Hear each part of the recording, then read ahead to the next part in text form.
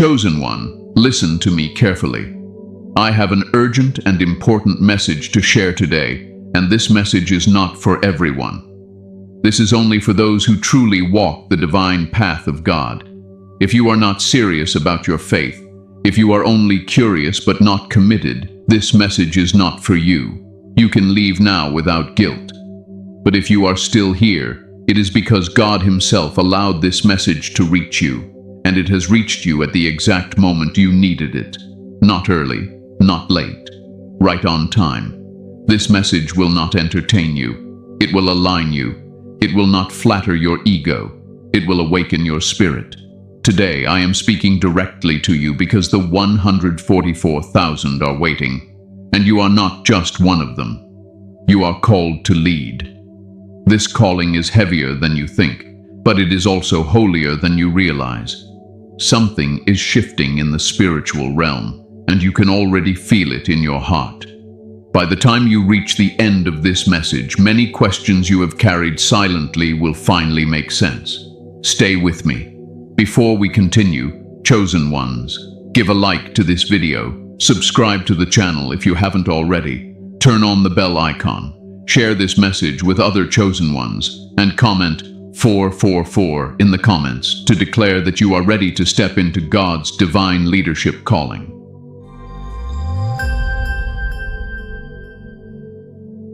Who the 144,000 truly are, beyond misunderstanding. Chosen one, let me slow this down for you because this is where many misunderstand, rush, or let fear and ego distort truth. When people hear the number 144,000, their minds immediately go to mystery, hierarchy, or spiritual competition. But that is not how God operates. God does not choose based on excitement. He chooses based on endurance. He does not select based on loud faith. He selects based on quiet obedience. The 144,000 are not a crowd seeking attention. They are not a spiritual elite walking around announcing who they are. In fact, many of them spent years wishing they were not chosen at all. Because the truth is this: being chosen is not glamorous. It is weighty. It carries responsibility, discipline, and deep inner refinement. The 144,000 are those who allowed God to deal with their heart when no one was watching. They are those who were willing to be corrected, humbled, stripped, and rebuilt. You see, God does not mark people outwardly first. He marks the spirit. The seal is not visible to the world, but it is undeniable in the spirit realm. That is why chosen ones often feel different, even when they try to blend in. They carry a seriousness in their spirit, a sensitivity to truth, a discomfort with lies, manipulation, and shallow living. This is not because they are better. It is because they are assigned. Now listen carefully. The 144,000 are not perfect. If perfection were the requirement, no one would qualify. What sets them apart is alignment. Their hearts bend toward God even when their emotions resist. They choose obedience even when it costs them relationships, comfort, or approval. They are not sinless, but they are sincere. They are not flawless, but they are faithful in repentance and growth. Many of you watching have spent years confused about why you could not fully belong to certain systems, churches, or groups. You tried to fit in, but something always felt off. That discomfort was not rebellion. It was discernment. God was training you to hear Him above voices, traditions, and opinions. The 144,000 must be able to stand alone if necessary, because leadership often begins in isolation. Let me also remove another dangerous misunderstanding.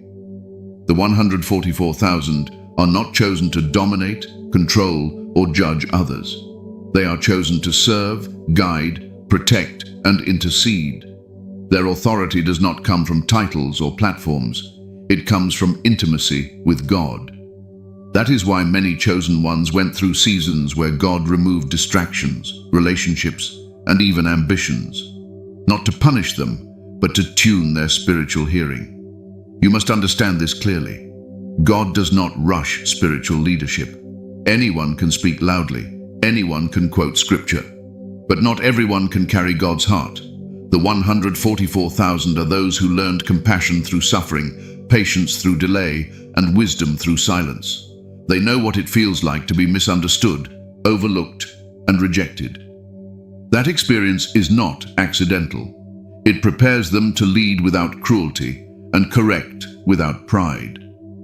There is also a purity associated with the 144,000 that many confuse. This is not only physical purity, it is purity of intention, purity of motive, purity of loyalty. They are not double-minded. They do not serve God when it is convenient and abandon Him when it is costly. Their yes is steady, their no is firm. God can trust them not because they are strong, but because they are surrendered. Some of you have struggled with the idea of being part of the 144,000 because you see your flaws too clearly. Let me free you from that burden. God already knows your weaknesses. He chose you with full awareness of your past, your fears, and your limitations. What qualified you was not your record, but your response. When God corrected you, you listened. When He disciplined you, you did not run. When He asked you to let go, you obeyed even while grieving. The 144,000 are also unified in spirit, even if they never meet physically. They recognize truth when they hear it. They feel disturbance when deception rises. They are spiritually alert. That is why many of you sense shifts before they happen. You feel heavy without knowing why. You feel urgency without clear explanation. This is not anxiety. This is spiritual awareness developing. Let me also say this with clarity and calm authority. Not everyone who claims to be chosen is part of the 144,000. And not everyone who is part of the 144,000 is aware of it yet. God reveals identity in stages. First, He forms character. Then He reveals calling. If calling comes before character, pride destroys the vessel. That is why God kept many of you hidden, delayed, and uncomfortable. He was protecting your assignment. The 144,000 are those who learn to submit their ego, their desires, and their timeline to God. They stopped asking, "Why me?" and started asking, "What now, Lord?" That shift is maturity, and maturity is what leadership requires. These are people God can trust in crisis. People who will not panic when pressure rises. People who will not compromise truth for applause. Chosen one, if this resonates deeply, it is not coincidence. It is recognition. You are not discovering something new. You are remembering something eternal. The confusion you once felt is being replaced by clarity. The fear is being replaced by peace. And the calling that once felt overwhelming is beginning to feel familiar. This is who the 144,000 truly are. Not a mystery to fear, not a title to chase, but a responsibility to carry with humility, discipline, and unwavering faith. And as we continue, you will understand even more clearly why you were not just included among them, but prepared to lead. And let me add this, chosen one, because your spirit needs to hear it clearly. The 144,000 are not driven by fear of missing out, nor are they motivated by reward alone. They are moved by responsibility. When God speaks, something inside them responds before logic has time to argue. That is not emotion. That is recognition. Spirit responding to spirit. Many of you wondered why you could never fully rest in a shallow version of faith. Why surface-level teachings left you hungry. Why entertainment disguised as spirituality never satisfied you. That hunger was not dissatisfaction. It was preparation. God was training your discernment to recognize depth, truth, and weight.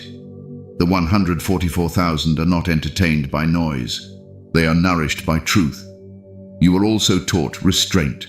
You learned when to speak and when to remain silent, when to act and when to wait. This balance did not come naturally. It was forged through mistakes, corrections, and divine patience. God was teaching you how to carry authority without aggression and confidence without arrogance. Understand this. The world may never applaud you. but heaven recognizes you. Angels respond to alignment, not attention, and God entrusts influence to those who will not misuse it. That is why your journey looked slower, heavier, and lonelier than others. You were not delayed, you were being refined. So breathe. Let your shoulders relax. You were never behind. You were being prepared. Why you were chosen to lead, the mark on your life. Chosen one, I want you to listen to me without rushing, without doubting, without arguing with what your spirit already knows. You were not chosen to lead by accident. There has been a mark on your life long before you had language for it. Long before you understood God. Long before you even trusted yourself. That mark has been speaking quietly through every season of your life. You noticed it early, even if you could not explain it. You felt different, not superior, just different. You sensed things others ignored. You questioned what others accepted without thought. You felt deeply, and sometimes that depth felt like a burden. You were sensitive to injustice, hypocrisy, and spiritual emptiness. This was not weakness. This was awareness. God was already shaping the lens through which you would see the world. Leadership did not come to you through applause. It came through pressure. While others were being affirmed, you were being tested. While others were being comforted, you were being corrected. You walked through seasons where nothing made sense, yet something inside you refused to quit. That persistence was not stubbornness. It was calling. God was teaching you how to stand when reassurance was absent. You were chosen to lead because you know how it feels to be misunderstood. You know the pain of being judged without being known. You know what it is like to give your best and still be overlooked. That experience carved humility into your spirit. It stripped you of the desire to dominate or control. It taught you empathy. And empathy is one of the greatest tools a leader can possess. Many of you did not grow up feeling supported. Some of you carried responsibilities too early. Others learned independence out of necessity, not choice. God allowed that not because He abandoned you, but because He was training you. Leaders must be able to carry weight without collapsing. They must know how to function when support is minimal and answers are delayed. Let me speak directly to the doubt you still carry. You often ask yourself if you are really qualified. You compare your inner struggles with the outward confidence of others. You wonder if your flaws disqualify you. Hear me clearly. God does not choose leaders because they are flawless. He chooses them because they are teachable. Your willingness to be corrected, refined, and reshaped is what set you apart. There were moments when you wanted to quit. Moments when you questioned God's silence. Moments when obedience felt unrewarded. But you stayed. Even when you were tired. Even when you were confused. Even when your faith felt fragile. That consistency marked you. Leadership begins with endurance. Anyone can start. Few can remain faithful through delay. You were also chosen because you are not easily intoxicated by power. Praise does not blind you. Titles do not define you. You crave peace more than recognition. That is rare. God cannot entrust influence to those who are addicted to validation. He gives authority to those who know how to return glory back to Him without resentment. Look at your life honestly. You were never able to live recklessly for long.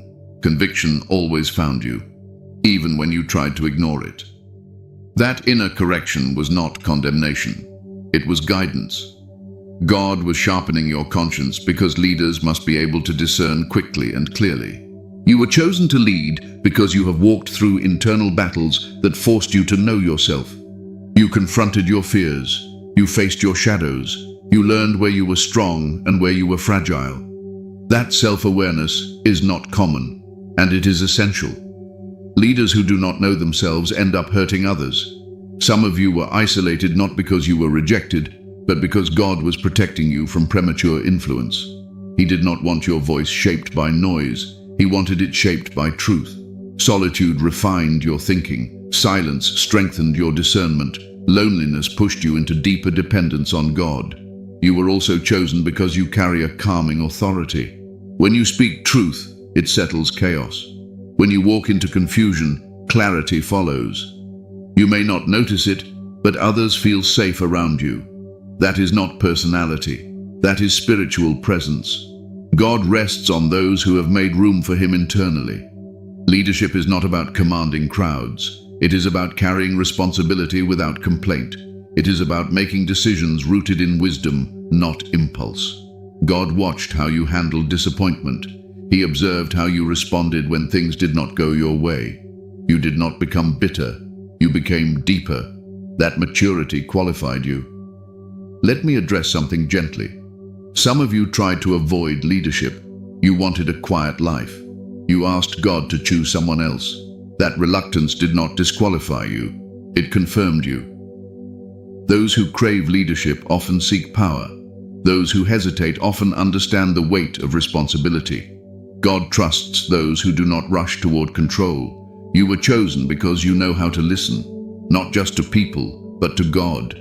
You pause. You reflect. You discern. You do not react impulsively.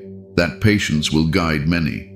In a world addicted to speed, your steadiness will be healing. There is also a resilience in you that was forged through repeated disappointment. You learned how to rebuild when things fell apart. You learned how to start again without losing faith. That resilience will become a foundation for others who feel broken. Chosen one, leadership is already in you. It has been expressed in small ways long before it becomes visible in larger ones. How you care, how you speak, how you endure, how you forgive. These are not random traits. They are evidence of preparation. God did not mark you because you asked for it. He marked you because he could trust you with it. The calling to lead is not a burden meant to crush you. It is an assignment meant to mature you. And as you step into it, you will not become someone new. You will finally become who you always were. Breathe. Let the pressure lift. You are not chosen because you are perfect. You are chosen because you are aligned. And alignment is what heaven responds to. The silent waiting. Why the 144,000 are not moving yet. Chosen one, this is the part that has tested you the most. Not the battles, not the losses, not even the loneliness. The waiting, the silent, unmoving, unanswered waiting. And I want to speak to you calmly here, because many of you have quietly wondered if something is wrong, if you missed a step, if you delayed your destiny. Let me be clear with you from the beginning. The waiting is not a mistake. It is not a denial. It is not disobedience. It is design. God does not move his chosen ones in chaos. He moves them in order. And order always begins in stillness. The reason the 144,000 are not moving yet is because movement without alignment creates destruction. God is not interested in speed. He is interested in precision, and precision takes time. You see, silence is not absence. Silence is instruction without noise. Many of you expected the call to leadership to feel dramatic. You thought there would be a loud confirmation, instant clarity, immediate momentum. But God chose silence instead, because silence reveals what noise hides. It exposes impatience. It exposes insecurity. It exposes dependence on external validation. And until those things are healed, movement would be premature. The 144,000 are waiting because they are being synchronized. God does not activate individuals in isolation without considering the whole. This calling is collective, even though the preparation feels personal. Each one is being refined at a different pace, in a different environment, through different pressures. But the alignment happens simultaneously. Heaven moves like a symphony, not a solo performance. Many of you feel like you are standing still while the world rushes past you. Others are advancing, building, announcing, celebrating. And you are still waiting. That waiting is not stagnation. It is containment. God is strengthening your foundation so that when movement comes, you do not fracture under pressure. Let me address the frustration you have not spoken out loud. You have done the work. you have prayed, you have obeyed, you have changed, yet things still feel paused. Hear me carefully. God does not reward obedience with immediate results. He rewards it with trust, and trust comes before responsibility. The 144,000 are not moving yet because they are being taught restraint. Anyone can act. Few can wait. Waiting trains discernment. It teaches you to move when God moves, not when emotions push you. Leaders who move too early end up correcting damage later. God is saving you from that burden. You also need to understand this. Waiting is not inactivity. It is internal motion.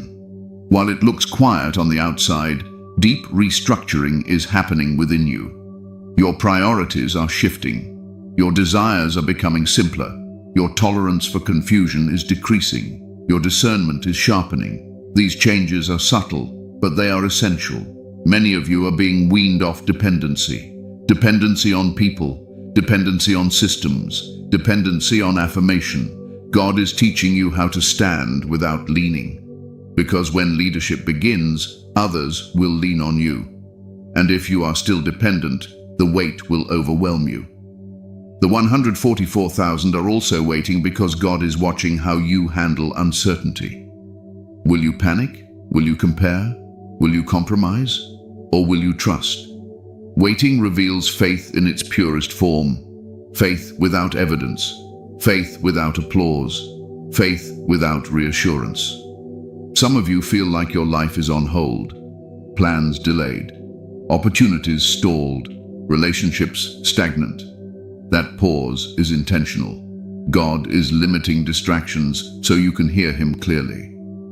When too many doors are open, discernment becomes difficult. God closes doors not to punish, but to focus. Let me say something that may surprise you. If God moved you earlier, it would cost you more than it would bless you. You would carry responsibility without rest, influence without wisdom, authority without peace. God is protecting your nervous system, your emotional health, your spiritual clarity. Waiting also reveals what still needs healing. Old wounds surface. Old fears speak louder. Old patterns try to return. This is not regression. It is exposure. God is allowing unresolved areas to rise so they can be addressed before leadership begins. Leaders cannot afford unhealed wounds. They bleed onto others. The silence you feel is not God ignoring you. It is God trusting you. Trusting that you will not walk away when He does not explain Himself. Trusting that you will not create your own movement out of impatience. Trusting that you will remain faithful even when direction feels unclear. The 144,000 are also waiting because unity requires maturity. God is aligning hearts, not just assignments. Division delays activation. Ego disrupts flow. God is cleansing pride, competition, and comparison from His chosen ones. He is teaching them to recognize each other without rivalry. Many of you are learning how to rest without guilt. That is part of the preparation. Leaders who do not know how to rest, burn out, or become harsh. God is teaching you rhythm, work and rest, action and stillness, speaking and listening. You are also learning obedience without reward. That is rare. Obedience when no one sees. Obedience when nothing changes. That kind of faith is powerful. Heaven responds to it. That is why your waiting is not wasted. It is being recorded. Let me speak to the heaviness you feel sometimes.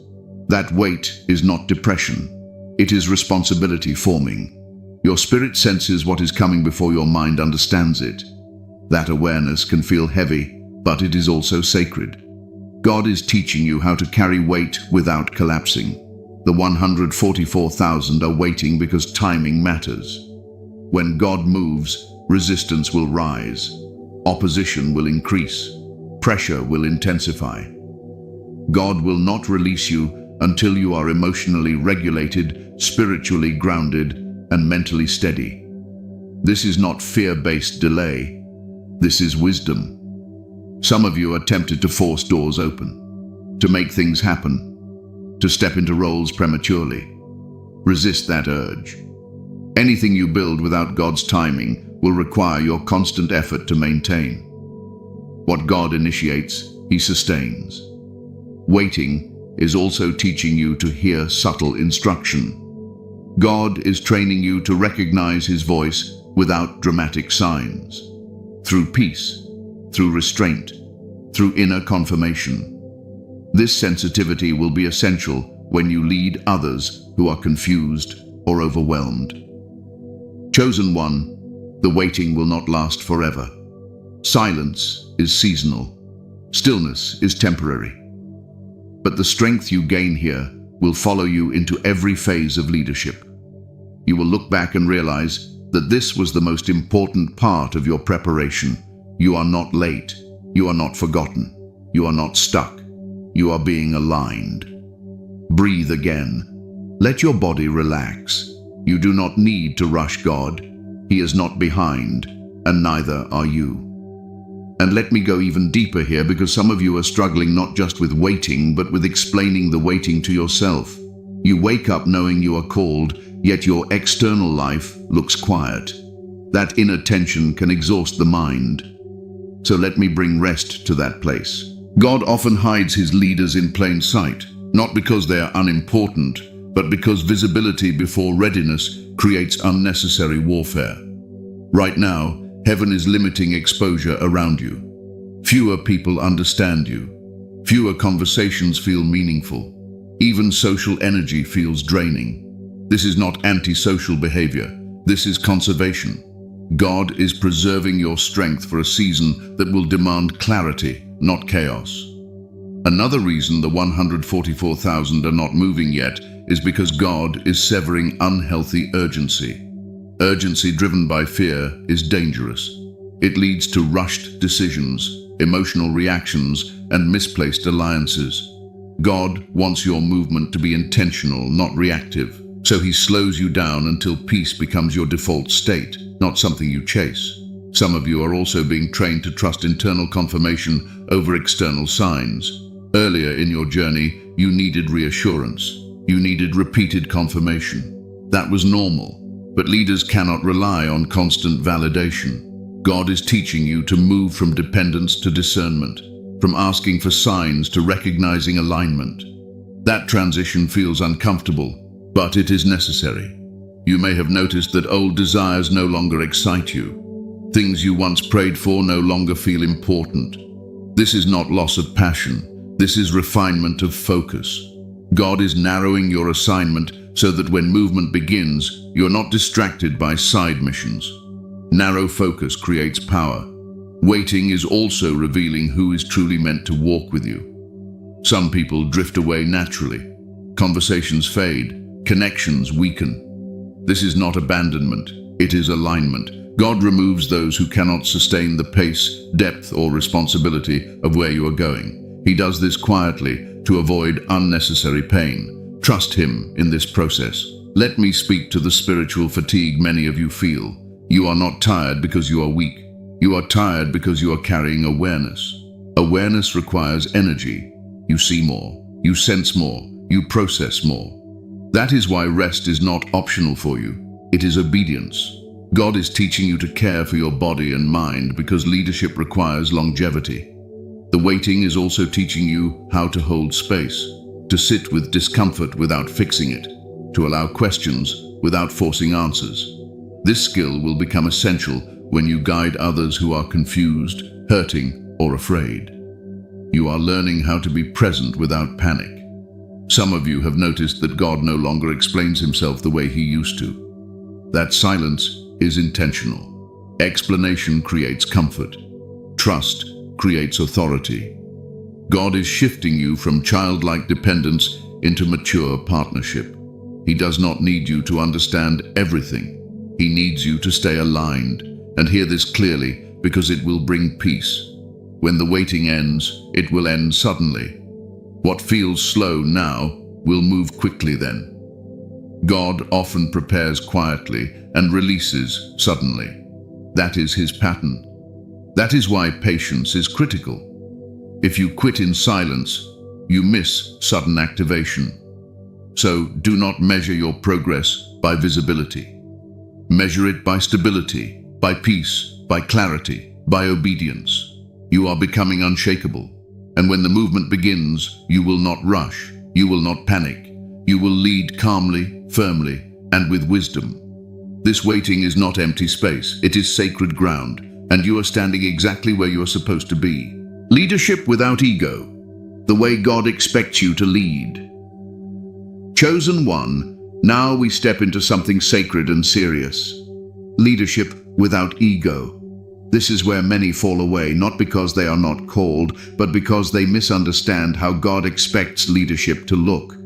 The world teaches leadership as dominance, visibility, control, and recognition. God teaches leadership as stewardship, restraint, responsibility, and service. And the two are not compatible. Let me say this clearly and calmly. If ego leads, God steps back. Not because he is offended, but because ego cannot carry divine authority safely. Ego seeks validation. Ego reacts emotionally. Ego needs applause. But God's leadership requires stability, humility, and discernment.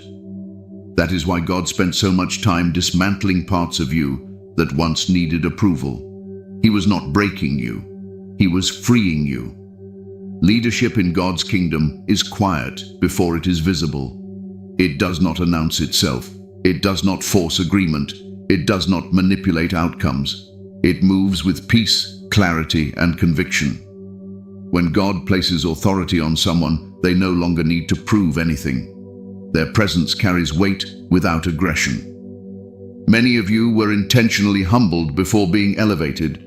Situations exposed your limitations. Mistakes reminded you of your humanity. Failures stripped away pride. That was not shame. That was preparation. God was teaching you to lead from dependence on Him, not confidence in yourself. Ego-driven leadership needs to be seen. God-led leadership needs to be aligned. When you are aligned, people recognize truth without being convinced. They feel safety, not pressure. They feel clarity, not confusion. That is the kind of leadership God expects from you. Let me address something gently. Some of you fear leadership because you have seen it abused. You watched leaders manipulate, dominate, or spiritually intimidate others. That fear is understandable. But your calling is not to repeat those patterns. It is to heal them. God chose you precisely because you are aware of the damage ego causes. Leadership without ego means you listen more than you speak. It means you pause before you act. It means you correct with compassion and firmness, not anger. It means you do not rush to be right. You value truth more than victory. You value people more than position. You were trained for this through restraint. God often held you back when you wanted to speak. He silenced you when you felt justified. He asked you to wait when you wanted to act. That restraint built discipline. And discipline is the backbone of godly leadership. Another sign of ego-free leadership is emotional regulation. You do not lead from wounded reactions. You lead from healed awareness. That is why God allowed old wounds to surface and be addressed before activation. Leaders who have not faced their pain end up projecting it onto others. God protected you from that. Leadership without ego also means you do not see yourself as a savior. You are not here to rescue everyone. You are here to guide, support, and point people back to God. You carry responsibility, not ownership. That distinction keeps leaders grounded and prevents burnout. Let me speak to ambition for a moment. God is not against ambition. He is against ambition that replaces obedience. Holy ambition desires alignment over advancement. It asks, is this God's timing? Not, is this opportunity impressive? You have learned to ask the right questions, and that is why you were trusted. You will notice that true authority does not need volume. It does not need repetition. It does not need force. When you speak from alignment, one sentence can bring peace. One decision can restore order. That is not personality, that is presence. Leadership without ego also knows when to step back, when to delegate, when to let others grow, You are not threatened by the growth of others. You celebrate it. Ego competes. God-led leadership cultivates. That mindset is rare, and it is powerful. Some of you will be tempted to measure your leadership by impact, numbers, or recognition. Resist that temptation.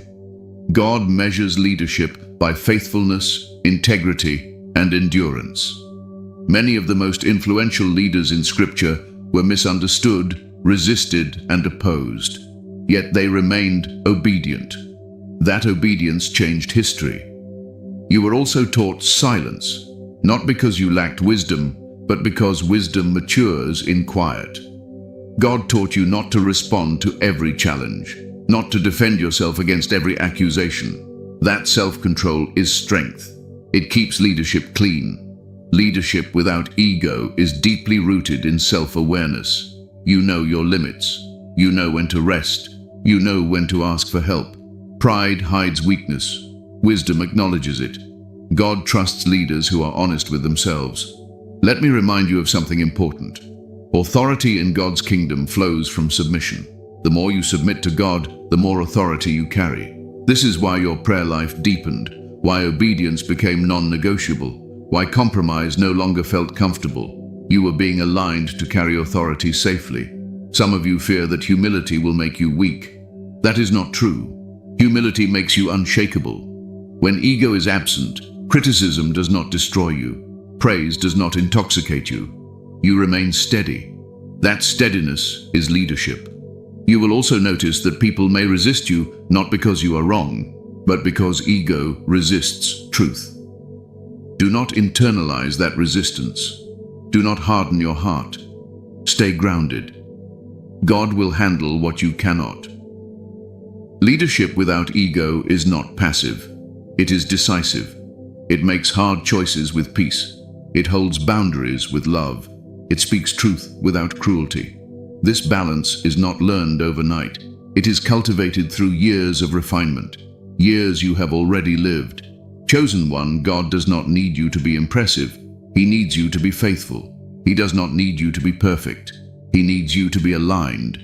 Ego would have disqualified you long ago, but humility kept you teachable, and teachability is what qualifies leaders in God's kingdom.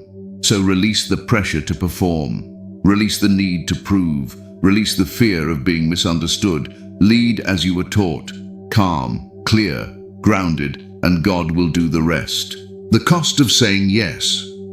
What will change in your life? Chosen one, now we speak honestly, calmly, and without fear. Every divine calling carries a cost, not because God is cruel, but because transformation always requires exchange. When you say yes to leadership, something in your life must change. Not everything, not all at once, but something. And understanding this ahead of time will save you confusion, disappointment, and unnecessary resistance. The first thing that changes is your inner life. Your tolerance for noise, chaos, and shallow connection decreases. Conversations that once felt normal may now feel draining. Environments that once felt exciting may now feel heavy. This is not judgment. It is discernment developing. God is sharpening your awareness so you can protect your peace. Leadership requires clarity, and clarity requires boundaries. You will also notice changes in relationships. Some will deepen. Others will quietly fade, not because anyone is wrong, but because alignment shifts. People who are comfortable with surface-level living may struggle to connect with your depth. This separation can feel painful, but it is often gentle and necessary. God removes relationships that cannot sustain the responsibility you are stepping into. Another cost is misunderstanding. When you lead with integrity, not everyone will agree with you. Some will project their expectations onto you. Others will resist your boundaries. This is not failure. This is leadership. You must learn to be okay with being misunderstood without becoming defensive or withdrawn. You will also lose the luxury of impulsive living. Leadership requires intentionality. You will think before you speak. Pause before you react. Discern before you decide. This is not restriction. It is discipline. And discipline protects you from regret. There will be moments when obedience costs you comfort. God may ask you to stay silent when you want to speak, to wait when you want to move, to let go when you want to hold on. These moments are refining, not punishing. They strengthen your ability to trust God over your emotions. Some of you will experience loneliness at a deeper level. Leadership can be isolating, not because you are alone, but because responsibility creates distance. You will carry things others do not see. You will make decisions others do not understand. This loneliness is not abandonment. It is separation for clarity. Your emotional life will also mature. You will become more aware of your triggers, more responsible for your reactions, less willing to blame others for how you feel. This self-responsibility is not heaviness. It is freedom. Leaders who understand their emotions lead with wisdom, not reaction. Another cost is that you will no longer be able to ignore conviction. God's correction will become clearer and quicker. This is not harshness, it is closeness. The closer you walk with God, the more sensitive you become to alignment. This sensitivity keeps your leadership clean. You may also find that success feels different. Recognition may come, but it will not satisfy the way peace does. You will measure progress differently. By obedience, by stability, by impact, not applause. This shift can feel strange at first, but it brings deep fulfillment. Let me address fear directly. Some of you fear that saying yes means losing yourself. That is not true. You will not lose yourself. You will lose versions of yourself that no longer serve your calling. What remains will be clearer, stronger, and more authentic. You will also be asked to rest intentionally. Leadership without rest leads to burnout. God will not allow you to overextend the way you once did. He will interrupt you, slow you down, call you back to stillness. This is not delay, it is sustainability. Your spiritual life will deepen. Prayer will become less about asking and more about listening. Faith will become less emotional and more grounded. You will trust God even when feelings fluctuate. This stability will anchor others. There will be moments when you grieve what you are leaving behind.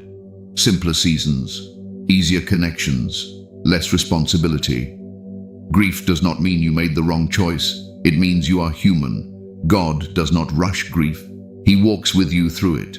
You will also gain discernment about where to invest your energy. Not every request deserves a yes.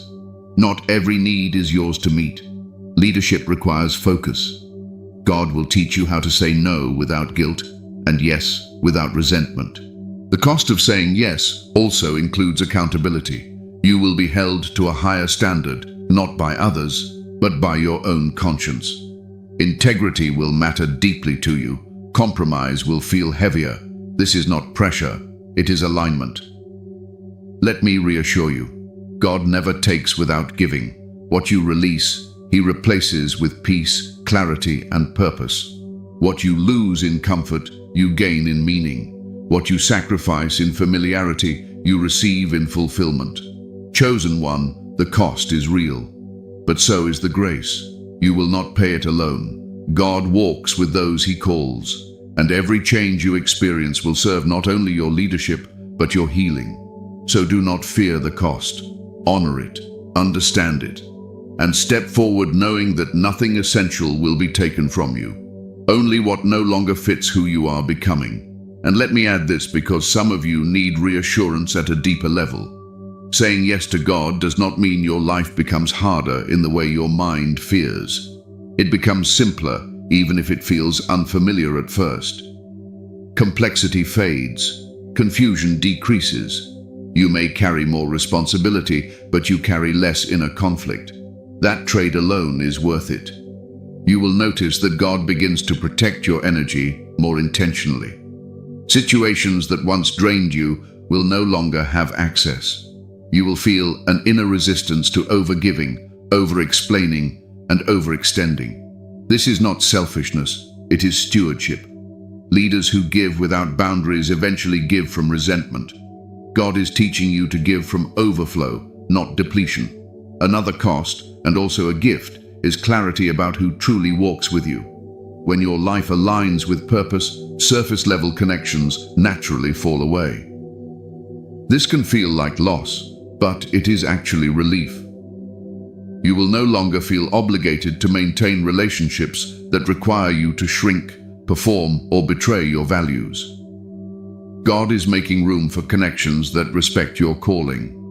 Some of you will also feel a shift in how you experience time.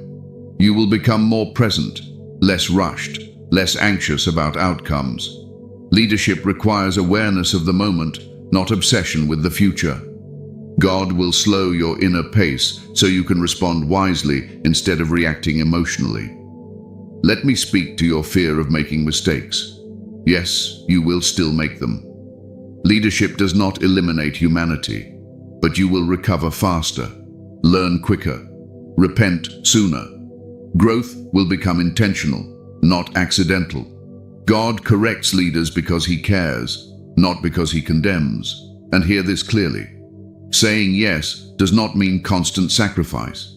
There will be seasons of joy, laughter, rest, and deep satisfaction. God is not building a life of burden for you. He is building a life of meaning, and meaning sustains you in ways comfort never could. So if your heart feels both nervous and peaceful, that is confirmation. Fear alone is not from God. Peace alone is not enough. But when peace exists alongside reverent awareness, you are standing at the door of alignment. You are not losing your life. You are gaining direction, and direction brings rest.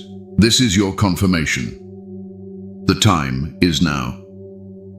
Chosen one, I want you to settle into this moment. Breathe slowly. Let your shoulders drop. Because what I'm about to say is not speculation, and it is not encouragement alone. This is confirmation, not confirmation born out of emotion, but confirmation rooted in alignment. The time you have been sensing is not approaching. It is here, quietly, firmly, without drama. And if you are listening to this, it means you are ready to hear it.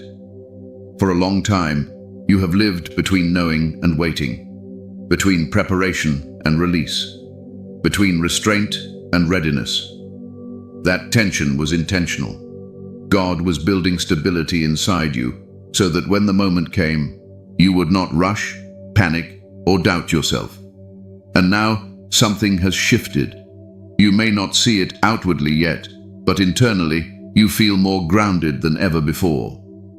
That grounding is the signal. This is not the kind of confirmation that pushes you into sudden action. God is not asking you to do more. He is asking you to stand differently, to think differently, to speak differently.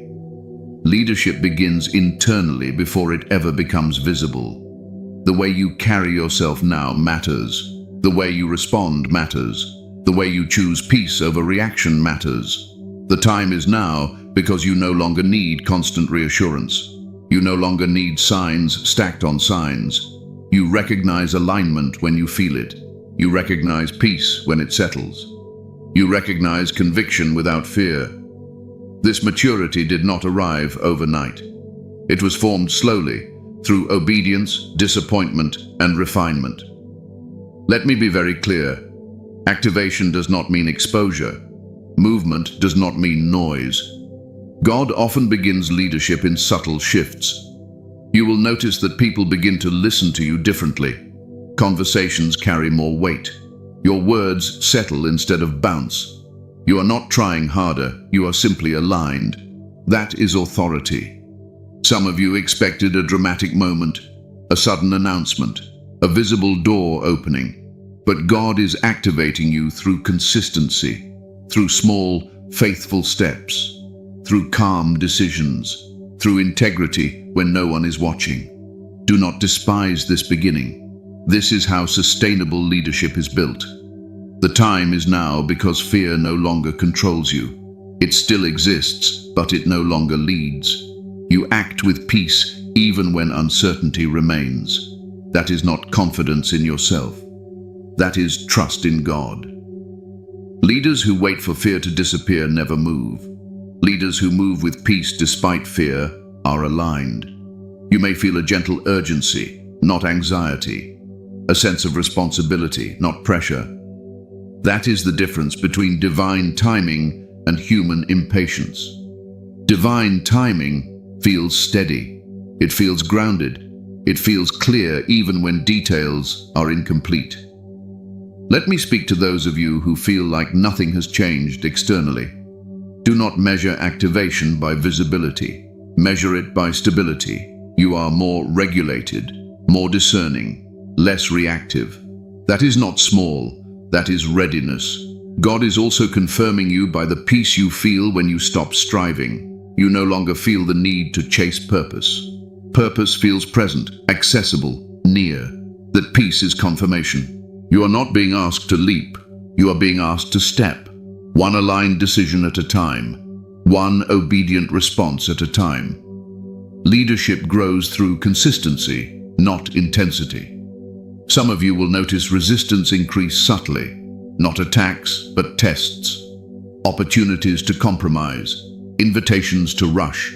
Moments that test your boundaries. These are not obstacles. They are confirmations. God is watching how you steward alignment. The time is now because you have learned to listen, not just to God, but to yourself. You recognize when something is off. You recognize when something is right. That discernment will guide you more than any external instruction. Let me reassure you of something important. You are not stepping into this alone. Others are being activated quietly alongside you. The 144,000 are not waiting anymore. They are aligning. And alignment creates movement. You do not need to announce yourself. You do not need to prove your calling. Those who are meant to recognize you will. Those who are not will fall away. That is not loss. That is clarity. You are also being confirmed by the fact that your motivation has changed. You are not driven by excitement. You are driven by responsibility. You care less about being seen and more about being faithful. That shift is significant. Some of you feel both calm and alert.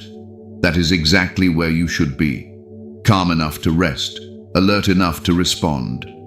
This balance is leadership. Let me speak directly to any lingering doubt. Doubt does not disqualify you. It keeps you humble. As long as doubt does not paralyze obedience, it is part of discernment. God is not looking for blind confidence. He is looking for steady trust. The time is now because you have stopped asking, "Am I ready?" and started asking, "How can I stay aligned?" That question marks maturity. You will make decisions now with a deeper sense of responsibility. You will speak with intention.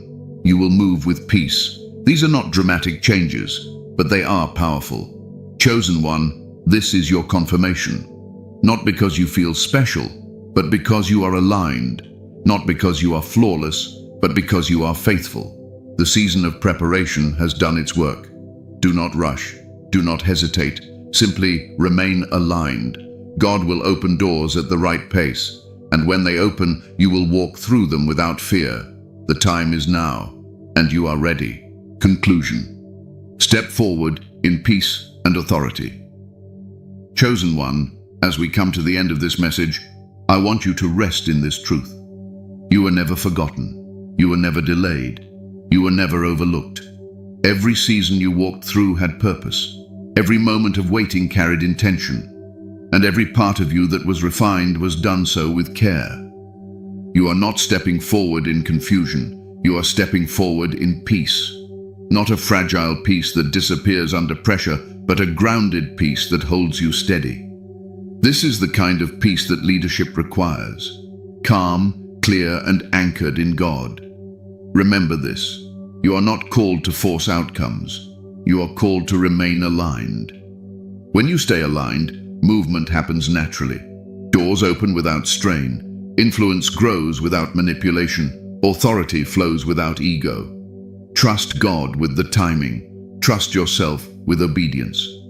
You do not need to become someone else to lead. You lead as you are, with humility, with discernment, with compassion and strength working together. The leadership God has entrusted to you is not meant to burden you. It is meant to mature you and bring clarity to others. If doubt tries to return, meet it with stillness. If fear whispers, respond with peace. You have already been prepared for this season. You do not need to rush ahead or look back. Stay present, stay grounded, stay faithful. Before you go, chosen ones, give a like to this video, subscribe to the channel if you haven't already, turn on the bell icon, and share this message with other chosen ones who are ready to step into their calling. And comment 444 in the comments as a declaration that you are aligned, ready, and willing to lead with peace and authority. Walk forward calmly. God is with you.